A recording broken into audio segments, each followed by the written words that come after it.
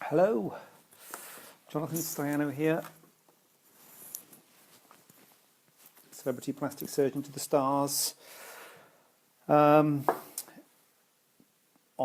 Facebook Live at Tuesday night, answering questions that I've been asked through the week. If you have any questions, feel free to ask away.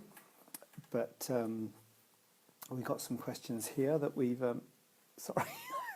I just thought I pressed that there. Yep, okay, pressed it. And did nothing. Thanks for coming, and I'm going to go through some questions, but if you have any questions, please, by all means, post them, and I hope I can see them, and I will answer them if they come up. But I'm going to crack on in the absence of seeing anything that's coming up. So we've got a few questions here. We've got a couple of people who've inquired this week about tattoos. A couple of relatively large tattoos. We've got Crystal, tattoo on your thigh. Had laser, which has faded it, but it's still relatively obvious. That's amenable to excision, Crystal, and so that could be done here at the clinic. It would require, I think, 2 sessions. It would certainly be more than 1 session because it's a fair size. So the way you decide how many sessions you're going to need is just pinch the skin and see how much you can pinch. And if you can pinch the whole size of the tattoo, then it may be able to come out in one go, but I don't think yours would. The other one was Sandhya. Sandhya's got quite a large tattoo on the shoulder. 11 years old the tattoo is. And the 8 sessions of laser, and it's still pretty obvious, isn't it? Really bad place for it here. Really bad place for a scar, I'm afraid, but it could be removed.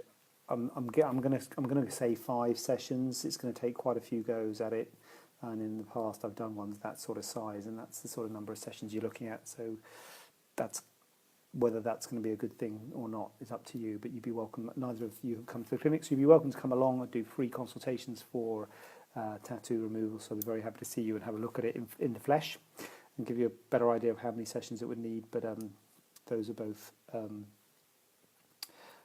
Thank you for inquiring, and let me know if you want to have that proceed with that.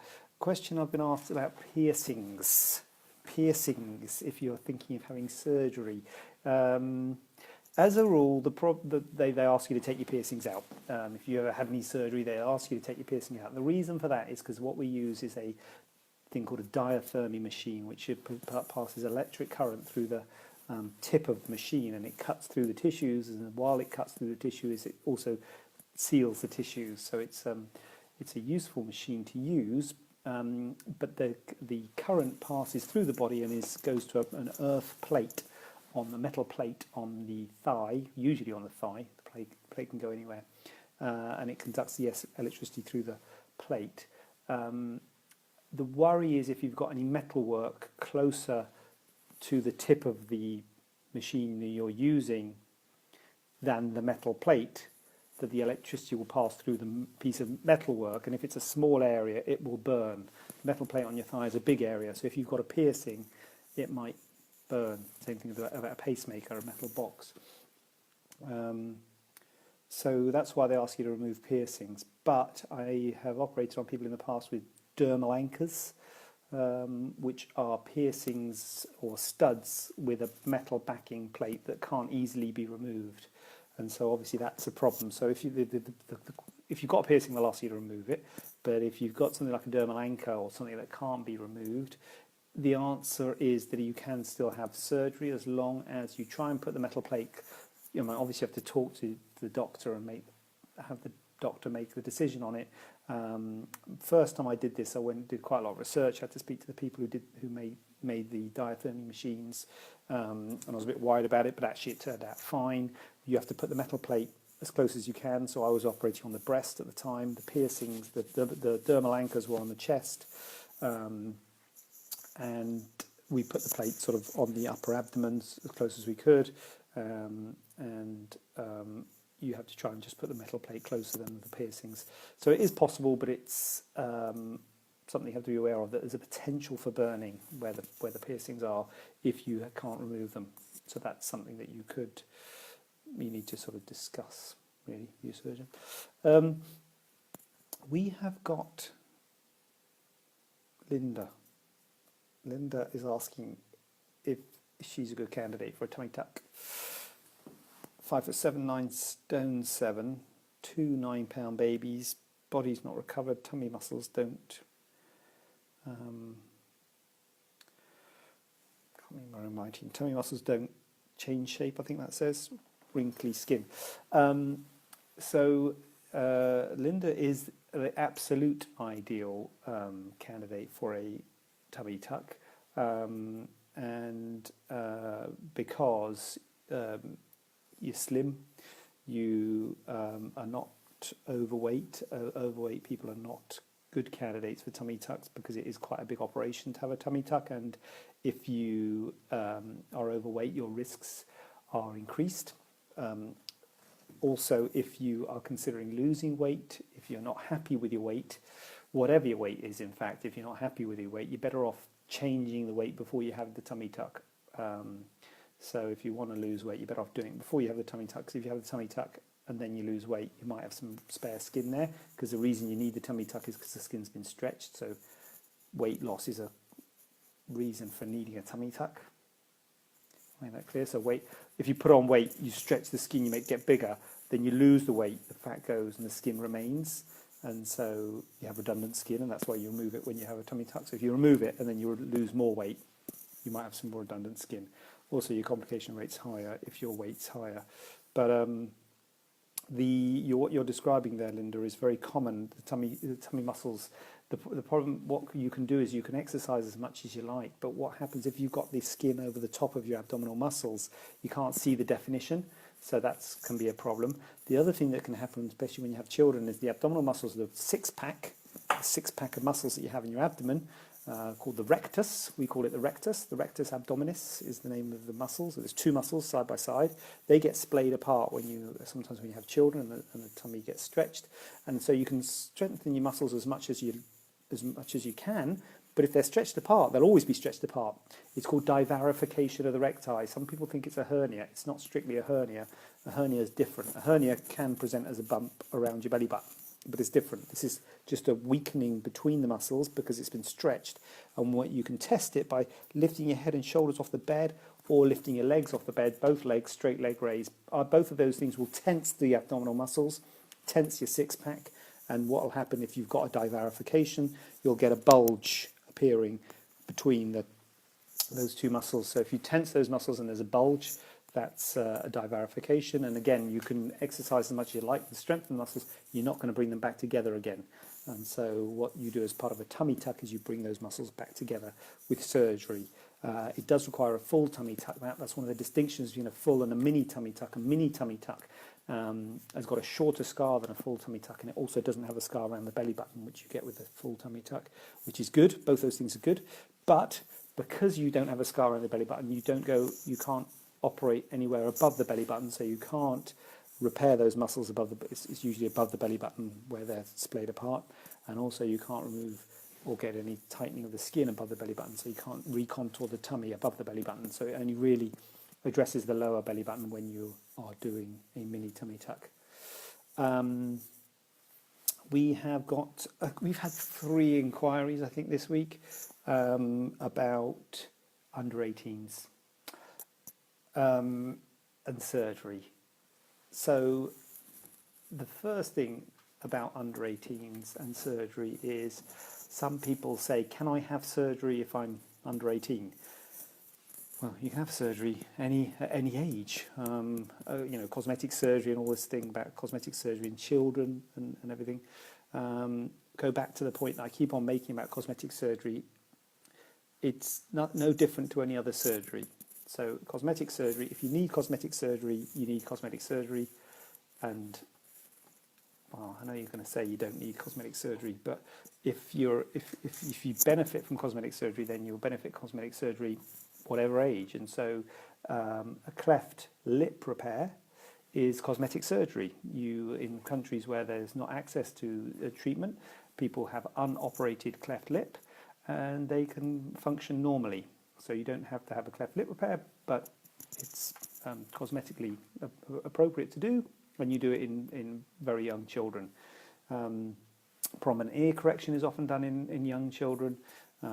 So there's a lot of surgery that can be done and is done to children perfectly appropriately, which is cosmetic, and that's perfectly appropriate. I think what people talk about a lot with this sort of thing is breast surgery. I think that's where people are really asking the question. And breast surgery is a little bit different because the breast is a gland and it's growing. And that's the problem with it. It's not so much that it's a child, although that is a problem, which I'll talk about in a second. But it's growing, and you shouldn't operate on something while it's growing and while it's changing, because you don't know what it's going to change to and what it's going to look like. So that's the main. That's one of the issues with doing breast surgery on young people. The other issue with doing breast surgery on young people is if you're thinking of having implants, then implants have got potential for needing further surgery in the future. So you've got to think long and hard if you want to start taking that on, because if you're very young, you're going to have a long life ahead of you that you don't really want to have to keep on having operations. So you need to think about that also. But I think the main issue, certainly in my opinion, is the fact that I'm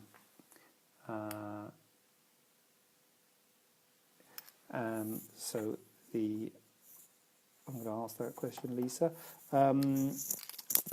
The main problem is the fact that the gland is growing, so you really want to wait until it stopped growing. The other thing about children, or at least under 18-year-old, is the restrictions and the legislation has tightened up considerably, to the extent that I personally have stopped operating on under 18-year-olds, simply because there's a lot of legislation about it, and I think it's easier if they want people to do regular paediatric lists, regular children's lists, which I don't do because I specialise in breasts. So from C answer before, I don't do much surgery on under 18-year-olds. So I just leave it to people who do a lot of children's surgery. I think I don't think it's necessary to have a surgeon that operates on children. To be honest with you, I think any plastic surgeon will be able to operate on a child, because a lot of inquiries I get were moles and things like that. Perfectly reasonable for me to do the surgery, but anyway, the legislation is such that it's just too much to go through to at this current time. Anyway, that I'm going to say, look. So go to your local private hospital, and you'll be able to find a surgeon who has gone through what's required. But unfortunately, I'm not doing under 18-year-old surgery on under 18-year-olds. But I think it's perfectly reasonable to do if it's the right indication. Awesome, Lisa, you've asked a question. Thank you for that. So, implants on the left 4 years ago. Told I didn't have great skin. The breast may start to sag. They have. Could the uplifting come again? Definitely. Answers yes. Not uncommon. So the things that make you not have great skin are things like sun exposure and smoking. So those aren't great for your skin. So you need to try and make your skin as good as possible. But at the end of the day, as time goes on, we all lose the elasticity of our skin, and things start to hence the droop. So that's the skin of your face. That's what I'm demonstrating there, as well as your everywhere else. So unfortunately, it's one of the things about life that the elasticity goes. And so yes, you're right. In time, things do sag again. The important thing here is that you've already had a lift. So if you've already had a lift or a reduction, it's possible to do that again. But the surgeon doing it again will need to know. Really, will need the operation note of your original operation. You could perhaps go to the same surgeon, or you could get your operation notes, or your surgeon could get the operation notes from your original surgeon, because there are risks with a breast lift. You're moving the nipple to a higher place, and you have to isolate it in some way in order to let it move, and so you have to release the tissues around it to let it move, and therefore you keep it attached somewhere in one part of the breast while you release the rest and move it up. If you're redoing the breast lift or the breast reduction, you have to keep it attached in the same place that they kept it attached 4 years ago. What you don't want to do is to cut the place that they kept it attached and keep it attached in another place, because then you're increasing your risk of problems, sensation in the nipple, and also nipple can die, I'm afraid to say, with a breast lift. It's very rare with a breast lift. It's more common with a breast reduction, but it's certainly more common with a revision, with a redo, second time redo breast lift. So they need to know the original pedicle, it's called. They need to know the original pedicle that was done, and then use the same pedicle second time round. But that should be appropriate for them to get the hold of that. It was only 4 years ago. So yeah, that should be perfectly doable. And that is excellent for asking the question during the session. It's exactly what I'm after, people asking questions. So thank you for that. In the past, I've been able to thumbs up that, but sorry. I can pin it, delete it, or block you. I don't want to do any of those things, but if I could give you a thumbs up, I would. No, thank you. Thank you, Lisa. Thank you for that. You know what? I thought I had a lot of questions today, and I thought I went through them quite quickly, but that's it. Tattoos, piercing, and tummy tuck under 18s. Yeah, that's it. I'm done.